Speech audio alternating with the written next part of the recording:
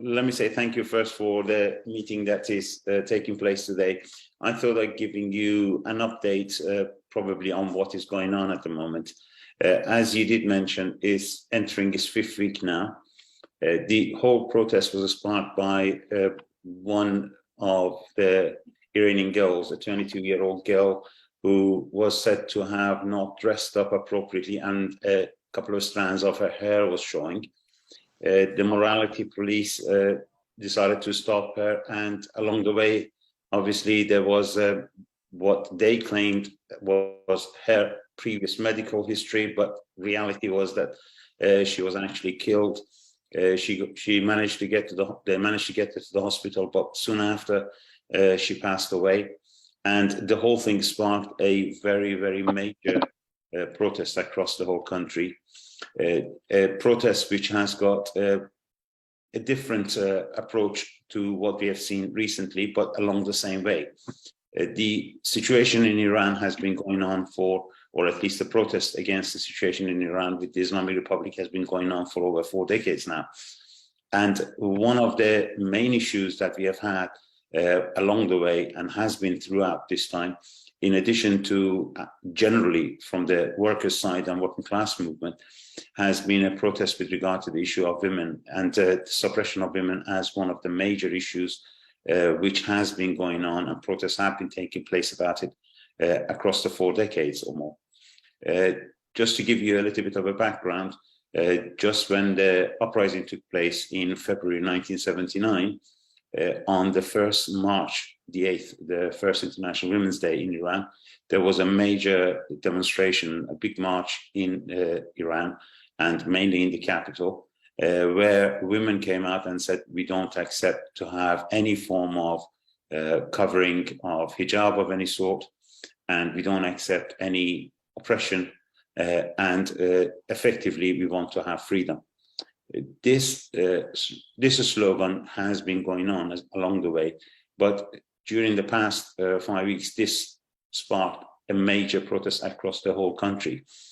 Several issues were raised, and one of the major issues was that of the rights of women. The slogan of the whole movement soon enough became around 3 words: woman, life, and freedom. This slogan has got a lot of issues across the whole of the country. The struggle for rights of women, the struggle against oppression has been one of the pillars of protest against the Islamic Republic, but the scale of it this time continues from the protests which have been taking place over the past few years. We had, just before the COVID, we had a major protest, and then another one before the whole protest against the COVID started. And then this is the one following that. Effectively, this is a chain we've seen from the uprising time back in the late 70s right until today. The struggle for freedom and equality, to put it in a general term. The struggle has got several features. First of all, one of the main issues has been the fact that women have actually come out, and they have been at the forefront. At the moment, the majority, and I mean a great majority, of the protests are taking place by the youth, and women at the forefront of it. The situation has been not just against one part of the Islamic Republic, but it's against the whole establishment with regard to the rights of women. And this issue started gathering with marches and protests across different parts of the country in a variety of cities. And it grew gradually, and the first reaction of the Islamic Republic was to see if they can suppress it. And immediately we saw a crackdown of anybody who was taking part in the protest. The protesters themselves have taken a number of different approaches in order to ensure that the protest does continue and the suppression does not actually overwhelm them.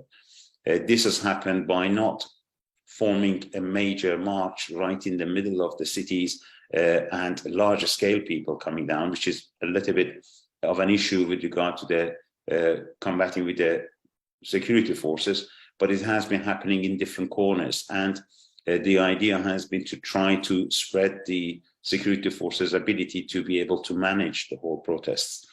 The protests have grown, And soon enough, it turned out to a situation where the slogans turned further and immediately became to not just that of the individual rights of women, but actually against the whole Islamic Republic.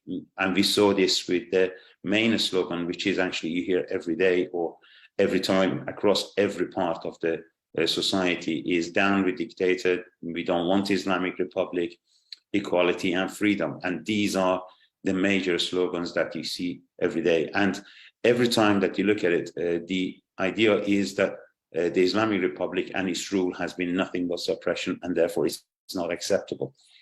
The protests grew and became larger. It became in different parts of the cities. What we have seen is, especially in the working class areas, a larger scale of protests against the security forces. A huge amount of protests have taken place in terms of other approaches. In addition to being on the street, walls across all of the parts of different cities have been filled with the slogans. And at the same time, we hear that the Islamic Republic forces try to put any form of suppression that they can by arresting large numbers. And people effectively initially had tried to gather at night times. So after about local time, 8 or 9 p.m. usually, it was the case that protests were taking place, unless during the daytime. After the first 2 weeks or so, the protests started during the day as well, and gradually this has extended and extended further and further. Everywhere there is a gathering, immediately becomes a protest march, and immediately becomes against the Islamic Republic, and we have obviously the security forces. In some instances, there have been pressure on the security forces, and as a result, what has happened is that those forces have had to flee the scenes, and we have scenarios where a large number of them come over and then they try to arrest people. These arrests have actually gone in terms of use of different transport ways. It's not just the case that they come in the military vans, but in order to be able to get in, they actually have brought in ambulances, fire brigade cars, and a variety of transport means to take people and then arrest them as they can. The prisons have been mostly occupied, and the numbers of the population of prisoners have increased tremendously. There have been a number of deaths. We have had over 200, at least according to official numbers. And when I say official numbers, I mean the number of people whose name and address and age has been recorded. Among them, in the past week or so, we've had 33 underage who have been killed.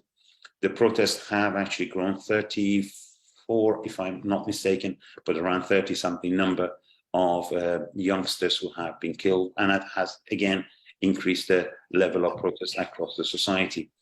The main issue, which probably is important, is the whole notion of the slogans that came out at the beginning of woman, life and freedom. The idea is probably one of the best analogies of this would be that what happened to Floyd and the Black Lives Matters. This was very similar in its nature at the start, and that was the right of women. The protest against any form of oppression of women, and that's not just the covering, but it was against all sections of society. If I just give you some idea of the changes across the 4 decades, a population of about 35 million in Iran has grown now to about 86 million. And if you consider half of them being women, the whole population of women at the moment in Iran is more than the total population of the country during the uprising of 79. And also there is huge amount of obviously pressure in terms of the standards of living, level of unemployment, high inflation, and all of these especially is much viewable amongst women than men, to scales of 4 or 5-fold as much. At the same time, it must be said that the number of women who are actually coming up in variety of sections, typically even if I say in terms of education, during last year, there were something about 30,000 more female students entering higher education than men. So out of about 2.5 million, more than half was women, but nonetheless, their participation in terms of ability to be able to find work is less. The other issue which has come is that of the protest against the subjugation and effectively women becoming third-class citizens. And as such, the protest has gathered momentum, not in just one part of the society, but across the whole society. And this is a spread and has repercussions not only about the situation in Iran, but also across the whole region, and I think a much, much broader world. The situation is what many refer to it as, or we definitely refer to it as, a renaissance against Islamic rule. And that is something which we see immediately gathering support from protest marches in Tunisia, in Iraq, going across to Afghanistan. We saw it supported in Pakistan, and obviously going further abroad in terms of the South America and Europe. We see it as the right of women and effectively their ability to be able to be considered equal human beings. And that in itself is not only that of the women's right, but it goes much further, and it follows the same footsteps of equality and freedom that has been a main slogan across the country for the past 4 decades. In addition to that, of this sort of nature of it, the slogan started to spread this as well. And that was that the right of women is not just for women, but it is a international demand. And that is another section which we have seen as the growing support across the country. The spread of the news and the growing momentum of this showed also not only what is happening in Iran, but internationally. Currently, there are about 8 million Iranians outside Iran. And there are a huge number of these people coming up on the streets. The biggest march was that which took place about a week ago in Canada, where 50,000 people took part. Some say even 100,000.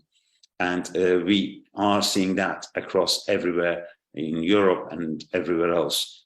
Protests are growing more and more, and the demands are becoming much more, if you like, known abroad. At the same time, what we have seen is growing protests within the country itself. The crackdown that the Islamic Republic tried to follow has not been able to work because the protests are growing further. We don't see just the protests in terms of students in universities where they have effectively taken a strike action and do not turn up for classes. And effectively all of the universities are now scenes of protest. This has spread further towards the secondary school and again further now to the primary school. What is the case is that in the universities, effectively, the students have disregarded and have stood up in terms of any separation of girls and boys, if you like, male and female. And in many places, they have actually gone together and started making in practice, the ability of the Islamic to segregate women a practical impossibility. This has gone to the secondary schools where girls are typically taking off their scarves, and even the attempts by the Ministry of Education and some of the hierarchy in terms of education to try to go to schools and try to talk to them, effectively that has been ended up in bullying the people who were speaking from the government, and automatically that has spread further and further as well. Now we see girls and women walking in the street and taking off their scarves, walking right in front of the security forces, and this is showing immense amount of bravery. One thing which is very, very visible across the whole country is that extent of bravery of these people that are showing on the streets in front of the very much armed and working security forces. That's 15 minutes, Emma. Sure, thanks. And they're trying to actually put further and further pressure on the Islamic Republic. Any actions that they have done so far has backfired. Yesterday, the head of the security forces came out and said the battleground has now moved. It's no longer what we used to see just in one part, but we are actually having schools as our battleground. So you can see the extent of the development of the protests. Furthermore, what has happened is the mass support for this. Effectively, all of the streets in most places have become filled up with cars, and one way of people producing their support is continuous blaring of their horns as they go in the cars, and that has produced immense amount of difficulty for the security forces being able to even get to some of the scenes. And anybody who is being attacked or arrested or being attempted to be arrested, automatically see a large crowd gathering around it and trying to stop them. It's not something that anybody calls for demonstrations or marches. What happens is, as you see people, they're saying everywhere you go, you see this. There are protests everywhere. Metro stations, underground stations. As soon as the underground slows down, the crowd gathers and it starts the slogan and protest against the Islamic Republic. And this is growing and growing further. At the same time, we have had situation in different workplaces. And I'm talking in variety of workplaces. In some parts, we've had strike actions coming up in support, namely that of the petrochemical workers in the cities of Asalawiya and also in Abadan in south of Iran. And this is also another aspect that immediately felt a huge amount of crackdown by the Islamic Republic. The attempts that the Islamic Republic had initially was to try to isolate the protest, making it sound as if it is one part or one nationality in one corner against another. And that typically against the south in Balochistan, which is near Pakistan, or that of the Kurdistan up north. Both of these have actually proven to be ineffective, and the slogans on the streets are, it doesn't matter from south to north, we are one people, we are fighting against the same state. The Islamic Republic has tried this further for the past few days, at least almost over a week. They have been bombarding some of the centers in Iraq on west as positions of some of the Kurdish nationalist forces. And that is being continued, and they reinforced that today, and they said that we will continue this over and over again. But protests across Iraq also have picked up the same slogans as that is in Iran, and the support is growing from that end. The main issue that probably needs to be mentioned here, if I just mention that briefly, is that what we see is further and further polarization in the society. The right wing, who wants to have an approach from above, being able to transfer power from above, people become effectively their army in the street, who at the end are supposed to listen to the generals. That side of the right wing has the intention of trying to bring in effectively some sort of a support from the states. And you see that across different gatherings as well in abroad, very much more in terms of asking different states, why don't you support us? Why don't you close down the Iranian embassies? Why don't you do this? Why don't you do that? And the main demand is expressed against at the hands of the states. Whereas insofar as the other side in Iran is concerned, and that again you see it abroad, is the same thing. The question of the importance of the working class in this case would actually bring the same issue in terms of what is abroad outside Iran, and that is going to the working class and working class organizations. Variety of international trade unions in Norway and in Sweden, in Germany, and even across the trans-international ones have expressed their support. We've had yesterday the support of the oil workers in Iraq as well for the protests that are taking place in Iran. That is the other aspect which is actually going forward. The situation now has reached a part where there are questions being asked, and these are the questions that everybody is actually going for and thinking about at the moment.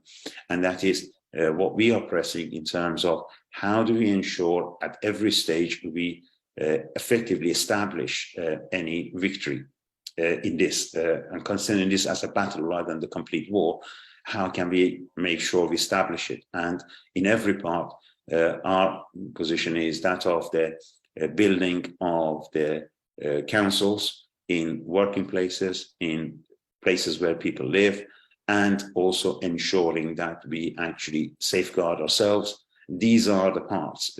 Other parts of the extreme right, if you want to think of it in that way, have also, to a large extent, shown that they have evaporated. Mujahideen, for example, whose leader is still wearing a hijab, is effectively evaporated. What we have is the right wing and the left, and the polarization, and the battle between these two is what is actually going on in Iran. The question is, to what extent would which one win? In reality, the Islamic Republic is put at the corner. They still have the ability to bring in their thugs and go on a huge rampage of killing. But so far as the people are concerned, in terms of the opposition left and right, neither of them have got the upper hand at the moment. That's the reality. But what we are seeing is a further and further polarization, and further disregard for what the right wing is putting forward. And that in itself is developing. So we see it to a large extent as another stage, another advancement in the protest against the Islamic Republic and the movement towards what we want effectively as a workers' rule. So this is the current situation in terms of the format of it. We have had huge amount of victory. The Islamic Republic all say, whether it is part of the government, positional or opposition, they all are saying the situation in Iran of today cannot be reversed. What happened in September 2022, the world, so far as Iran is concerned, is completely different now.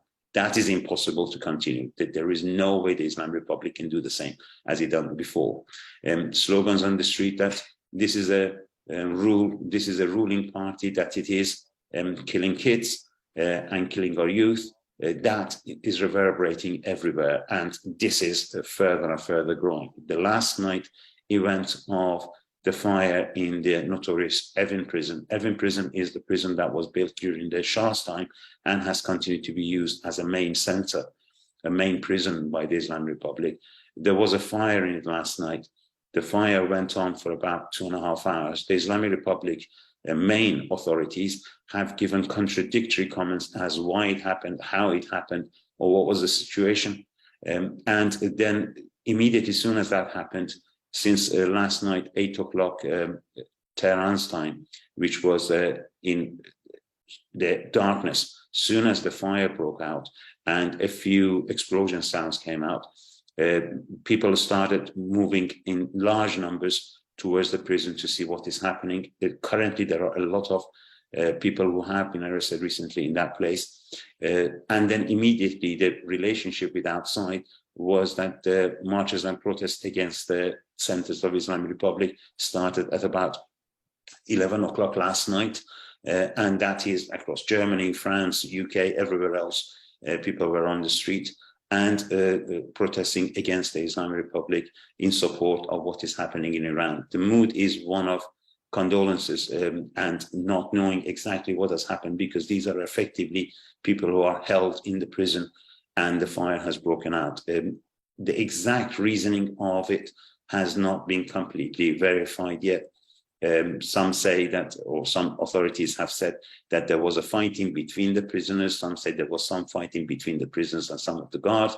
But in any case, today they announced at least 5 people have died in the prisons. A number of them have been moved to other prisons. Some tens have been said to have been breathing fumes and they have been transferred to hospitals. But again, as I said, the exact numbers and everything else is completely hidden, and it is impossible to actually get further news, but everybody's pressing to see what is happening. Right now, there are protests taking place in front of the Evin prison, where parents and relatives are actually gathering to want to see what has happened to their loved ones. And these loved ones are going from very, very young age, teens, right down to people who have been held for political reasons and a variety of other things. And in about 25 minutes now, I don't want to stop because obviously it's so interesting, just to let you know. Yeah. Sure. No. So that is going on. Protests are taking place. What we are trying to do, as I said, the main important part is establishing all the gains. And the only way that we can establish it is by taking control and ensuring that at the end of the day, the Islamic Republic forces would not be able to enter different parts of the cities and be able to stand against them. And this is the scenario as we see it developing. It's new, it's different, and I'm sure you all agree. There is no two revolutions in the world which have been the same. Everything's changed and everything's different. The internet goes down, they find other ways. The Islamic Republic doesn't have a choice. That is clear. But here, the question, as I said, is the question of the polarization and further advancement towards gaining control and being able to establish equality and freedom and effectively the councils where people could actually rule over themselves and get rid of the state as it is. And this is the scenario, and it's an ongoing issue. Some want to have it ended right now. This is what partly right wing wants to do. And at the same time, we have protesters who are trying to see if they can establish the situation and improve their own position so that they can actually take effective control. And that's the other thing which is taking place at the time. So we are in the middle of it. It could go either direction. It could take longer. It could, revolutions happen without us wanting to, or sometimes happen with even us fighting for it. But it is something which is not known at the moment, but definitely the society has advanced hugely, and the situation of the protest against the Islamic Republic for equality and freedom has advanced tremendously.